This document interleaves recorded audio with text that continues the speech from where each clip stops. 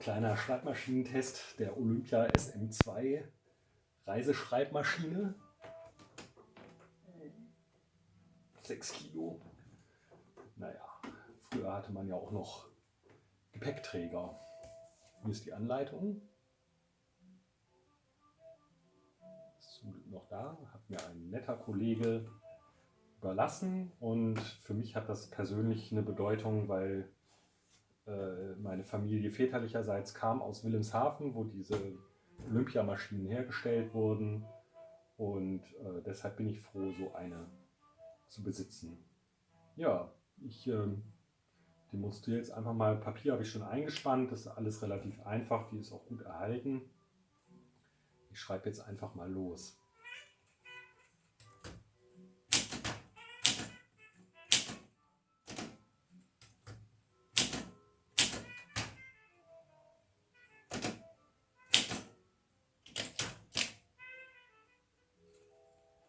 Ich habe Zeilenabstand 1,5 eingestellt.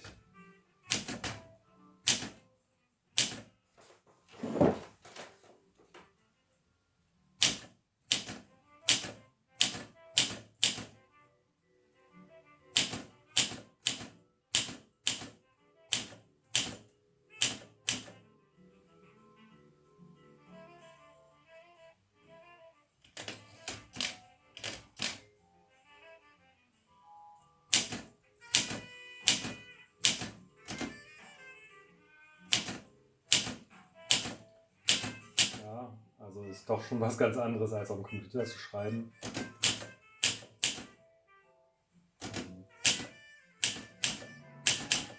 Aber wenn man einmal drin ist, geht das damit eigentlich ganz gut und es hat einen sehr beruhigenden Klang. Man kann irgendwie besser die Gedanken, man ist nicht so abgelenkt wie am Computer durch irgendwelche anderen Sachen, die aufploppen oder so.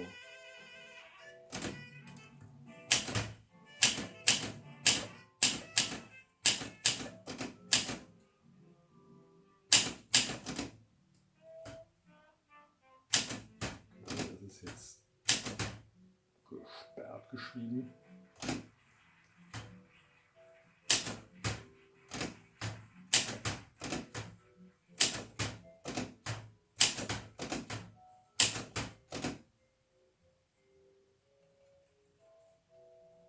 Schätzenswerte Hinweise vermitteln.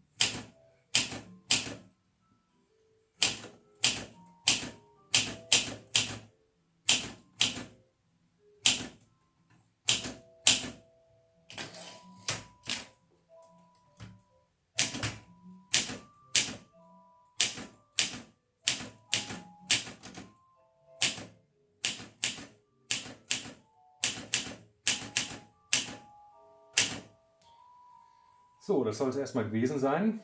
Also es schreibt sich eigentlich ganz gut. Das Schriftbild ist eigentlich auch ganz okay. Ist natürlich, ich habe das Farbband mal ausgetauscht. Das ist jetzt aber auch schon wieder ein, 2 Jahre her. Und ja, ist an sich in einem ganz guten Zustand. Was tatsächlich ein bisschen schwierig ist, die hat keine Null, dafür muss man das O verwenden. Das ist mir aufgefallen. Aber ansonsten, das ist wahrscheinlich dem geschuldet, ein kompakteres Design sozusagen herzustellen. Aber ansonsten komplett mechanisch funktioniert wahrscheinlich noch genauso gut wie vor 30 Jahren oder 40 oder 50.